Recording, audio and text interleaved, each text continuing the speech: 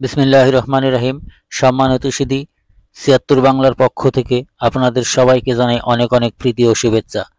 প্রিয় সুধী, আজকে আপনাদেরকে নিয়ে যাব সিরাজগঞ্জ জেলার হাটিকুমরুল ইউনিয়নে একটি ৫০০ বছরের পুরাতন ঐতিহাসিক মন্দির পরিদর্শনের জন্য, এবং সেই সাথে জানাবো এর পুরোপুরি ইতিহাস যতটুকু জানা যায়।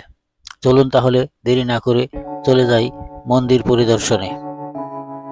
সিরাজগঞ্জের হাটিকুমরুল বাজার থেকে পূর্ব দিকে বিশ্ব রোড সংলগ্ন যে রাস্তাটি আপনারা সাইনবোর্ডে দেখছেন, এই নিদর্শন ধরেই সরাসরি আপনাদেরকে রাস্তা থেকেই বিশ্ব রোড থেকে নিয়ে যাব মন্দির পর্যন্ত। চলুন তাহলে এগিয়ে যাই মন্দিরের দিকে। এই যে রাস্তাটি দেখছেন, এই রাস্তাটি ধরে সামনে একটু এগুলেই পেয়ে যাবেন সেই নবরত্ন মন্দিরটি, যার আনুমানিক ধারণা ৫০০ বছর পূর্বে নির্মাণ করা হয়েছিল।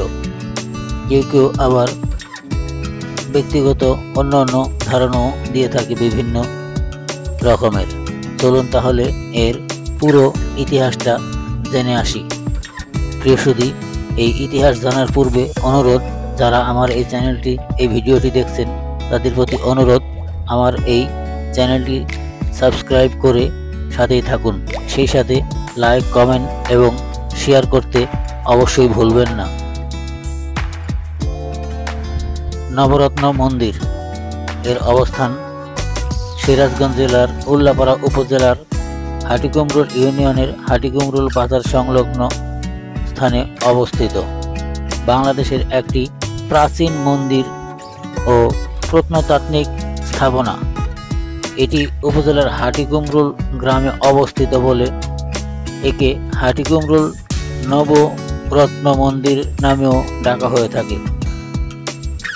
তবে স্থানীয় সূত্রে এটি দোলমঞ্চ নামেও পরিচিত। বাংলাদেশে অবস্থিত নবরত্ন মন্দির সবচেয়ে পুরাতন এবং বড় একটি মন্দির।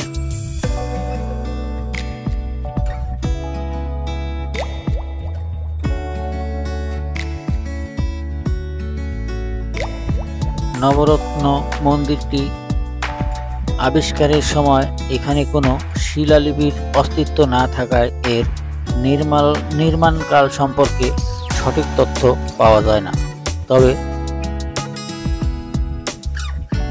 জনশ্রুতি অনুসারে মন্দিরটি ১৬৬৪ সালের দিকে রামনাথ ভাদুরী নামে স্থানীয় এক জমিদার নির্মাণ করেছিলেন।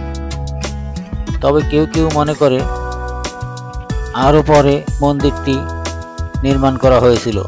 বাংলার নবাব মুর্শিদ কুলি খানের সময়কাল ১৭০৪ থেকে ১৭২৮ সালের মধ্যে কোনো এক সময় এই মন্দিরটি নির্মাণ করা হয়েছিল।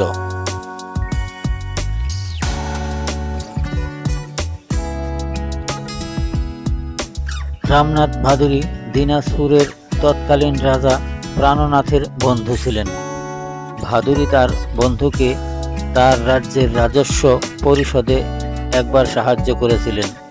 তারই ফলস্বরূপ প্রাণনাথ দিনাজপুরের কান্তজি নগরের কান্তজি মন্দিরের আদলে সিরাজগঞ্জের এই মন্দিরটি নির্মাণ করে দেন।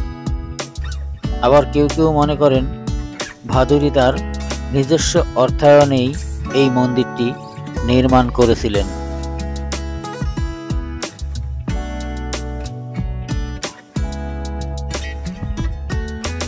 নবরত্ন মন্দিরটি ৩ তলা বিশিষ্ট। এর দেয়ালে প্রচুর পোড়ামাটির নকশা করা রয়েছে। শক্ত একটি মঞ্চের উপর স্থাপিত মন্দিরটি আয়তন ১৫ বর্গমিটার এর উপরে। যে স্তম্ভগুলোর মাধ্যমে মন্দিরটি দাঁড়িয়ে রয়েছে তার প্রতিটি স্তম্ভের দৈর্ঘ্য ১৫.৪ মিটার ও প্রস্থ ১৩.২৫ মিটার।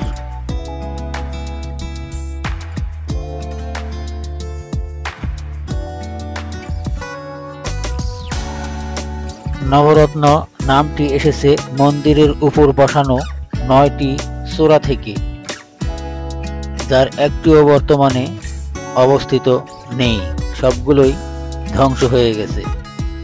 নবরত্ন মন্দিরটির 7টি বারান্দা ও 5টি দরজার সমন্বয়ে গঠিত। নবরত্ন মন্দিরের পাশাপাশি আরও 3টি মন্দির রয়েছে। প্রিয় সুধী, আপনারা দেখছেন ৭৬ বাংলা।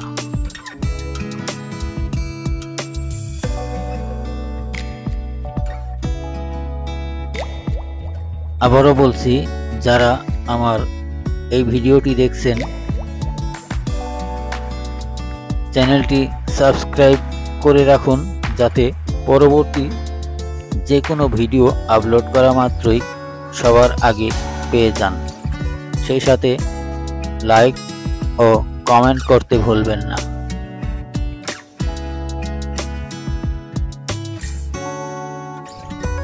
তবে এই মন্দিরটি দর্শনের জন্য বাংলাদেশ তথা পৃথিবীর বিভিন্ন প্রান্ত থেকে দর্শনার্থীর সমাগম ঘটে থাকে। জানিয়ে রাখা ভালো, এই মন্দিরটি সপ্তাহে একমাত্র রবিবার বন্ধ রাখা হয়।